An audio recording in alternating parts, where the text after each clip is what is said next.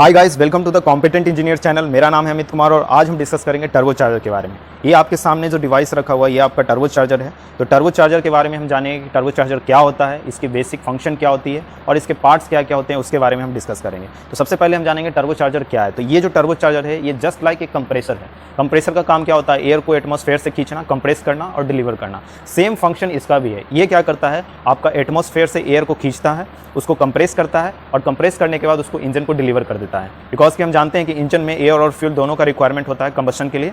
तो ये बेसिकली आपका कंप्रेस्ड एयर जो है डिलीवर करने का काम करता है इंजन को। ठीक है, अभी हम जानते हैं इसके पार्ट्स के बारे में। तो ये जो आपको व्हील दिख रहा है, यहाँ पे रोटेट होते हुए जो आपको व्हील दिख रहा है, ये आपका कंप्रेसर व्हील है।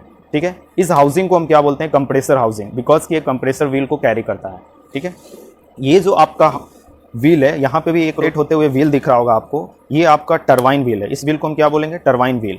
और ये जो हाउसिंग है जो आपका टरबाइन व्हील को कैरी कर रहा है, इस हाउसिंग को हम क्या बोलेंगे? Turbine housing.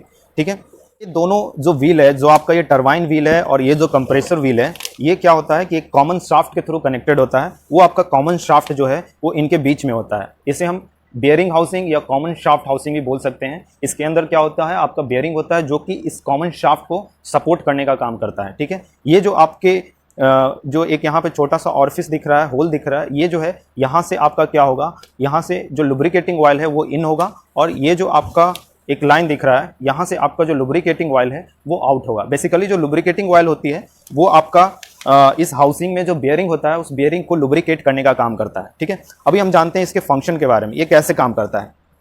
तो ये जो आपका टरबाइन व्हील है, टरबाइन व्हील क्या होता है कि जब एग्जॉस्ट गैस, ये जो है आपका एग्जॉस्ट गैस चैम्बर है, जब ये एग्जॉस्ट गैस जो है आपका इस चैम्बर में आता है तो ये हाई प्रेशर एग्जॉस्ट गैस क्या करता है? इस टरबाइन व्हील पे इंपैक्ट करता है। जब ये टरबाइन व्हील पे एग्जॉस्ट गैस इंपैक्ट करता है तो आपका ये व्हील जो है वो रोटेट होती है काफ़ी हाई स्पीड के साथ। जब ये व्हील आपका रोटेट होगी तो ये कॉमन शाफ्ट के थ्रू क्या करता है कि ये आपका जो कंप्रेसर व्हील है, इस कंप्रेसर व्हील को भी रोटेट करता है। जब आपका कंप्रेसर व्हील रोटेट होता है तो ये क्या करता है कि आपका बाहर से एटमॉस्फेरिक एयर को सक करता है। सक करके इस ब्लेड पे जब वो एटमॉस्फेरिक एयर इंपैक्ट करता है तो वो क्या होता है? कंप्रेस होता है। और कंप्रेस होने के बाद इसके थ्रू वो आपका इंटरकूलर से होते हुए आपके इंजन में डिलीवर हो जाते हैं। इंजन का जो कंबशन चैम्बर है उसमें चला जाता है। अभी ये जो आपका एग्जॉस्ट गैस, इंजन का जो एग्जॉस्ट गैस है, इसमें इन होने के बाद जब इसको रोटेट किया आपके इस टरबाइन व्हील को, तो ये रोटेट करने के बाद इसके थ्रू यहाँ पे पाइप कनेक्टेड होते हैं, एग्जॉस्ट पाइप होता है। इस एग्जॉस्ट पाइप के थ्रू वो क्या होता है? एटमॉस्फेयर में चला जाता है।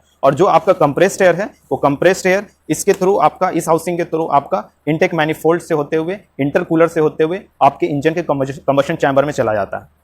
ठीक है, क्योंकि ये जो कंप्रेस होने के बाद जो है आपका जो एयर है वो एयर का टेम्परेचर काफ़ी ज़्यादा हो जाता है, तो उसको उसकी डेंसिटी को और बढ़ाने के लिए, बिकॉज कि जब एयर आपकी गर्म होगी तो उसका क्या होगा? डेंसिटी कम होगा। तो उसकी डेंसिटी को और बढ़ाने के लिए इस कंप्रेस्ड एयर को हम एक इंटरकूलर के थ्रू पास करते हैं, जिसमें आपका कूलिंग मीडियम फ्लो होता है। आइदर आपका वाटर या कूलेंट होगा, उस कूलिंग मीडियम के कॉन्टैक्ट में, या एयर भी हो सकता है। तो उस कूलिंग मीडियम के कॉन्टैक्ट में आपका जब ये कंप्रेस्ड एयर जाता है तो वहाँ पे क्या होता है? कंप्रेस्ड एयर ठंडा होता है और ठंडा होने के कारण उस वो है जो और कॉन्ट्रैक्ट होता है, उनके जो मॉलिक्यूल्स हैं वो और कॉन्ट्रैक्ट होते हैं और कॉन्ट्रैक्ट होने के कारण उस कंप्रेस्ड एयर की डेंसिटी और बढ़ती है।